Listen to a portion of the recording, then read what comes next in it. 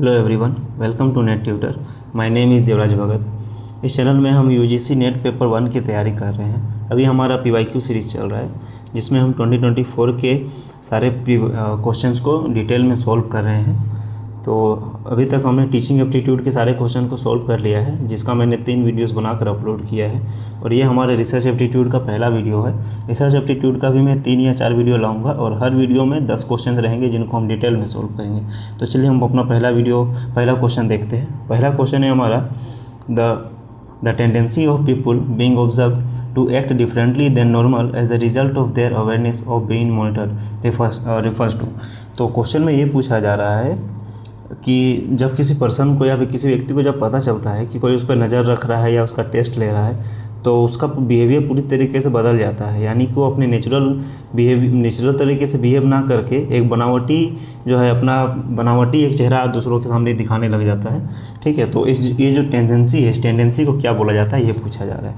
तो पहला ऑप्शन है सब्जेक्ट रिएक्टिविटी, सेकेंड ऑप्शन है ऑब्जर्वर बायस, थर्ड ऑप्शन है ऑब्जर्वर ड्रिफ्ट और चौथा है डीब्रीफिंग। तो इन चारों में से कोई एक ऑप्शन का सही आंसर होगा, लेकिन हम चारों को डिटेल में सॉल्व करेंगे ताकि अगर फ्यूचर में इन चारों में से कोई ऑप्शन अगर आपके एग्जाम में आता भी है तो आपको उसके बारे में पता हो। तो चलिए पहला ऑप्शन देखते हैं, सब्जेक्ट रिएक्टिविटी। तो इसमें क्या होता है कि इसमें लोग अपने जो बिहेवियर है उसको सिर्फ इसलिए बदल लेते हैं क्योंकि उनको पता चलता है कि कोई उनको देख रहा है या फिर उनको स्टडी कर रहा है। तो जो पहला ऑप्शन है यही इसका राइट आंसर होगा और बाकी ऑप्शन भी हम फिर भी देख लेते हैं एक बार। तो सेकंड ऑप्शन है आपका ऑब्जर्वर बायस। तो ऑब्जर्वर बायस को हम पर्सनल बायस भी बोलते हैं। ये एक ऐसा मेंटल स्टेट है जिसमें रिसर्चर बिना किसी प्रूफ के पहले से ही अपने डेटा के बारे में कोई पॉजिटिव या नेगेटिव जो है राय बना लेता है। ठीक है, अब थर्ड ऑप्शन देखते हैं, ऑब्जर्वर ड्रिफ्ट। ऑब्जर्वर ड्रिफ्ट क्या होता है कि जब रिसर्चर किसी डेटा को बहुत लंबे समय तक किसी डेटा पे काम कर रहा होता है, तो कभी कभी क्या होता है कि वो मानसिक रूप से थक जाता है।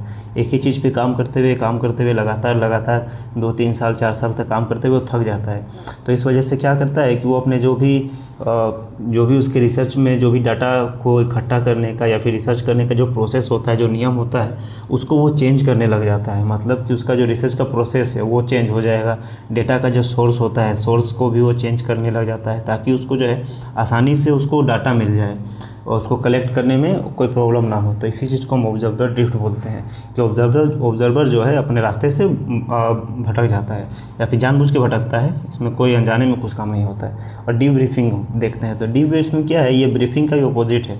तो ब्रीफिंग क्या होता है कि किसी भी काम या रिसर्च को शुरू करने से पहले किया जाता है ब्रीफिंग। इसमें लोग काम करने से पहले लोगों को एक ओवरव्यू दिया जाता है कि आपको कौन सा काम करना है या कैसे करना है। ठीक है, जैसे कि जब हम लोग हॉस्पिटल में भी जब ऑपरेशन होता है, जैसे मान के चलिए, तो वहाँ पे भी ऑपरेशन से पहले एक छोटा सा ब्रीफिंग होता है कि ऑपरेशन में क्या काम करना है, कैसे करना है, किसको किस काम पे के लिए रहना है, ये सब कुछ वहाँ पे पहले ही ब्रीफ हो जाता है। तो इसको हम ब्रीफिंग बोलते हैं।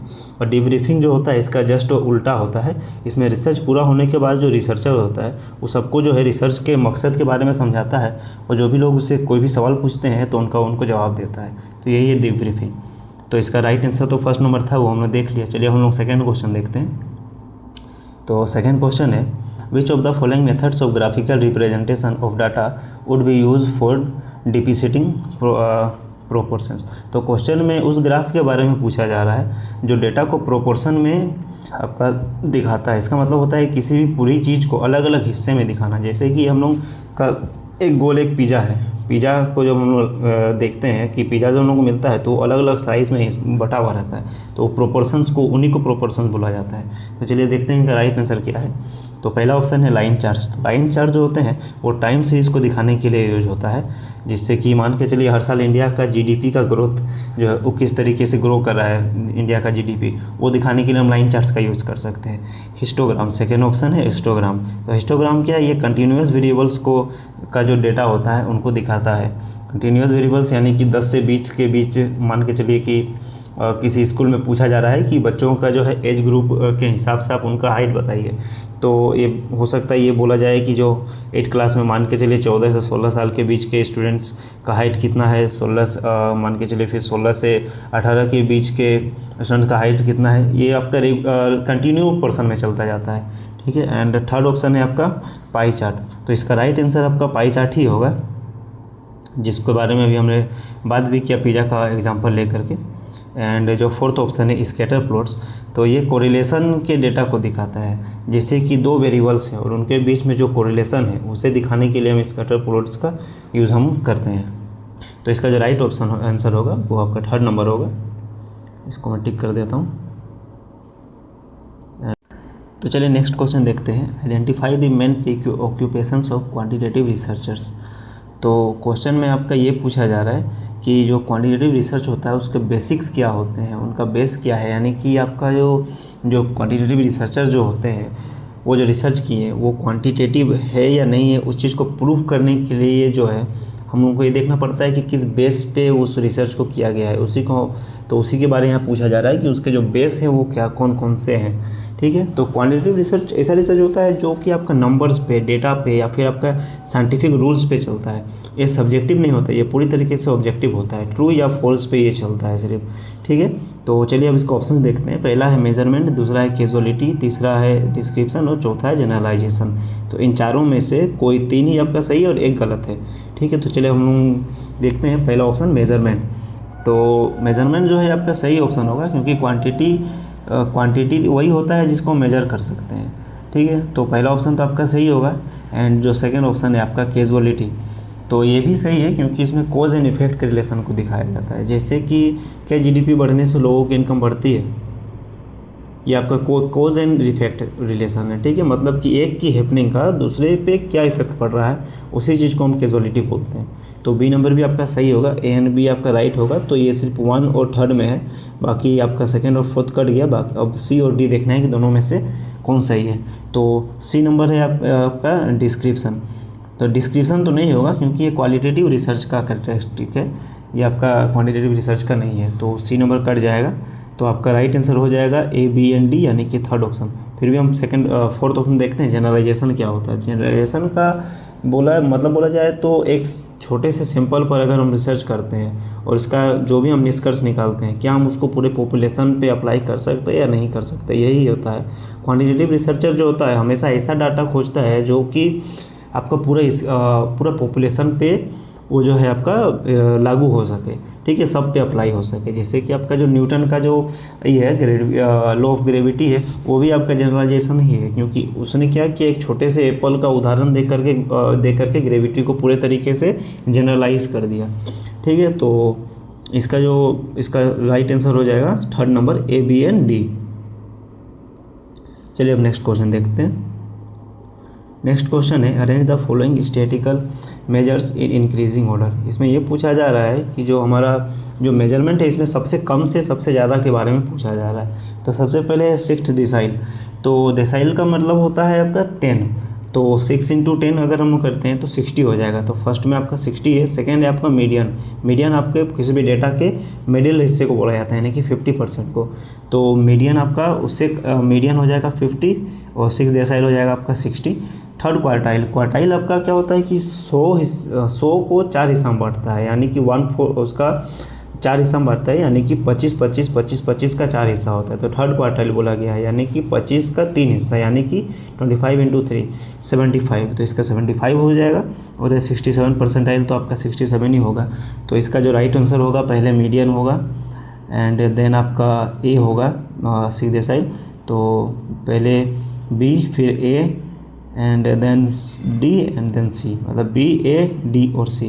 तो आपका थर्ड नंबर जो है इसका राइट आंसर हो जाएगा। इसको हम टिक कर देते हैं, बी ए डी एंड सी।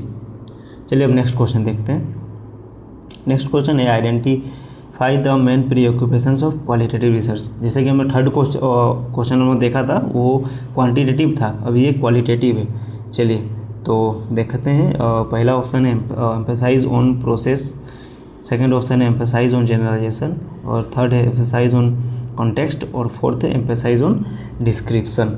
तो इस क्वेश्चन में आपका पूछा जा रहा है कि क्वालिटेटिव रिसर्च के बेसिक्स के बारे में इसमें ही पूछा जा रहा है, ठीक है, जो कि आपका थर्ड क्वेश्चन पूछा गया था। तो चलिए अब हम लोग इसका ऑप्शन देखते हैं। इसमें भी कोई 3 सही है और कोई 1 गलत है। तो फर्स्ट ऑप्शन जो आपका एम्फेसाइज ऑन प्रोसेस है, ये आपका सही ऑप्शन है, क्योंकि क्वालिटेटिव रिसर्च में हम लोग प्रोसेस के ऊपर ज़्यादा ध्यान देते हैं। और जस्ट इसका उल्टा हम जो क्वांटिटेटिव रिसर्च हम देखते हैं तो उसमें हम लोग एंड रिजल्ट के ऊपर ज़्यादा ध्यान देते हैं, क्योंकि क्वांटिटेटिव रिसर्च में जो सैंपल हम लोग इकट्ठा करते हैं उस सैंपल को हमें पूरे पॉपुलेशन पर अप्लाई करना पड़ता है, और अगर अप्लाई हुआ तो फिर हम लोगों का रिसर्च सही है, और अगर नहीं हुआ तो गलत हो जाएगा। लेकिन क्वालिटेटिव रिसर्च जो है सब्जेक्टिव रिसर्च होता है, इसमें हर एक रिसर्चर का जो फाइनल रिजल्ट होता है वो अलग अलग हो सकता है। तो इसीलिए हम लोग इसमें प्रोसेस को देखते हैं कि जो प्रोसेस फॉलो किया गया है रिसर्च में वो प्रोसेस सही है या नहीं है। ठीक है, तो ये आपका राइट हो जाएगा। एंड बी नंबर देखते हैं, emphasise on generalisation.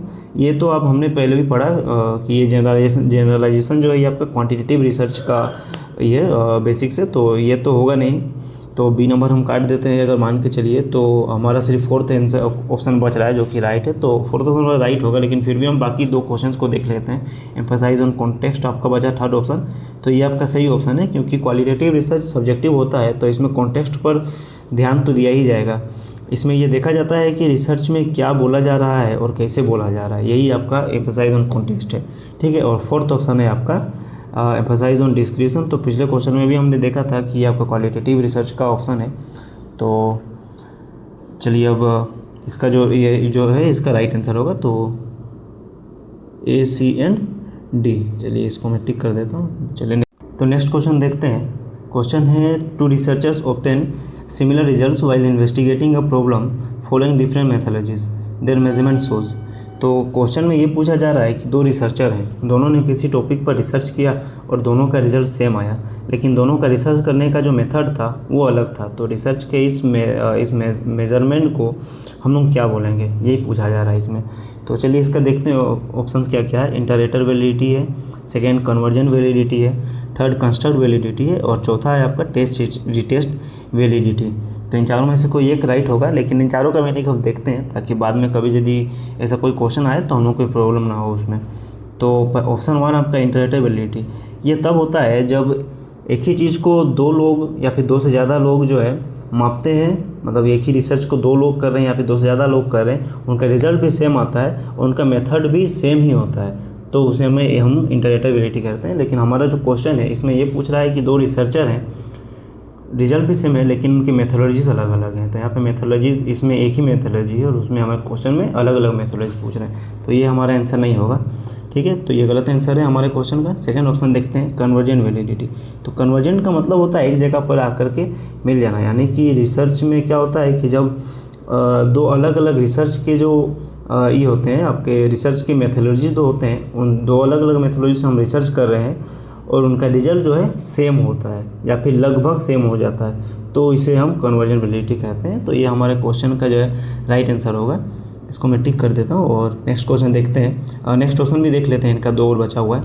Construct validity. Construct validity का मतलब होता है कि जब कोई टेस्ट उसी चीज़ को माप रहा है जिसको मापने के लिए उस चीज़ को बनाया गया है, तो उसको हम लोग कंस्ट्रक्ट वैलिडिटी कहते हैं। टेस्ट बहुत तरह के होते हैं आपका, जब हम हाइपोथेसिस टेस्टिंग पढ़ते हैं तो वहाँ हम पढ़ते हैं बहुत सारा तरीके का आपका टेस्ट होता है।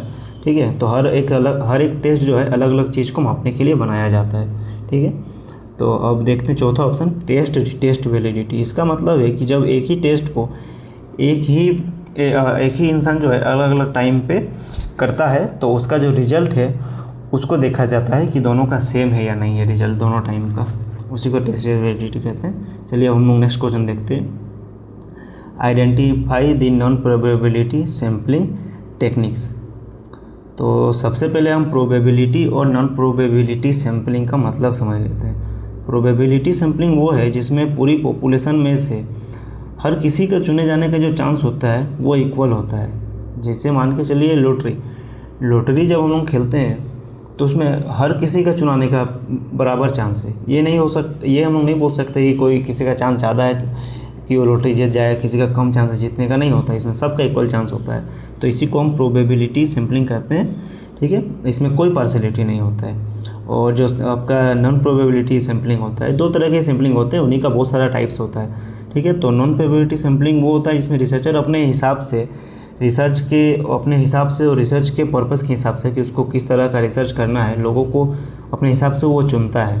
ठीक है, यहाँ पे यही है कि यहाँ पे आपको जो है यहाँ पे हर किसी का चुना जाने का जो चांस होता है वो बराबर नहीं होता है, ठीक है, नॉन प्रोबेबिलिटी सैम्पलिंग में। तो यहाँ पे वही पूछा जा रहा है कि इसमें से नॉन प्रोबेबिलिटी सैम्पलिंग कौन कौन सा है। तो चलिए देखते हैं। तो पहला ऑप्शन है आपका सिस्टमेटिक सैम्पलिंग, ये आपका प्रोबेबिलिटी सैम्पलिंग है, इसमें आपका सब का चुनाने का चांसेस बराबर होता है। सेकेंड है आपका B number simple random sampling, ये भी आपका प्रोबेबिलिटी सैम्पलिंग है, ठीक है। तो ए और बी को अगर हम काट देते हैं, ए और बी को, तो आपका बचा सिर्फ सी और डी, ठीक है। तो स्नोबॉल सैम्पलिंग और पर्पसिव सैम्पलिंग ऐसा सैम्पलिंग है जो कि आपका नॉन प्रोबेबिलिटी सैम्पलिंग है, यानी कि ये सैम्पलिंग ऐसा होता है जिसमें रिसर्चर जो है अपने हिसाब से, अपने पर्पस के हिसाब से, अपने फ़ायदे के हिसाब से, जिसमें उसको ज़्यादा मेहनत ना करना पड़े, हो सकता है इसमें उसको ज़्यादा खर्चा ना करना पड़े, वो इस तरह की सैम्पलिंग करता है। चलिए अब इसका आंसर हो जाएगा सेकेंड नंबर। अब हम 8 नंबर क्वेश्चन देखते हैं। 8 क्वेश्चन है identify the parametric test use for statistical analysis, यानी कि इसमें ये पूछा जा रहा है कि डायरेक्टली अगर बोले तो इसमें पैरामीट्रिक टेस्ट के लिए टेस्ट जो होता है वो कौन कौन सा टेस्ट होता है वो पूछा जा रहा है, जैसे T test, H test, F test और यू टेस्ट। ये चारों जो है अलग अलग चीज़ों को मापने के लिए होते हैं, ठीक है। लेकिन इनमें से कुछ आपका पैरामीट्रिक है, कुछ आपका नॉन पैरामीट्रिक है। तो इसमें पैरामीट्रिक के बारे में पूछा जा रहा है। तो टी टेस्ट और एफ टेस्ट जो है ये आपका पैरामीट्रिक टेस्ट होता है। तो ए एन सी अगर जिसमें भी है वो आपका राइट आंसर हो जाएगा, A and C. Yes, 4 option आपका राइट आंसर हो जाएगा। एंड अब हम देखते हैं 9th question, the ethic approach to communication is in character. पहला ऑप्शन है रिस्ट्रिक्टिव, दूसरा है मैकेनिकल, तीसरा यूनिवर्सल और चौथा है नॉन कल्चरल। तो एथिक अप्रोच का मतलब होता है किसी चीज़ को न्यूट्रल होकर ऑब्जर्व करना, उसके साथ कोई फीलिंग नहीं होना। तो इस तरह के कम्युनिकेशन जो रिसर्च करता है तो उसके द्वारा जो खोजा गया जो भी कम्युनिकेशन का जो नेचर होता है वो कैसा है, इसमें वो पूछा जा रहा है क्वेश्चन में, ठीक है। तो ये जो एथिक अप्रोच है ये आपका न्यूट्रल होता है, इसीलिए ये जो है ये सब पे लागू होता है। तो इसका जो राइट आंसर है वो आपका यूनिवर्सल होगा, ठीक है।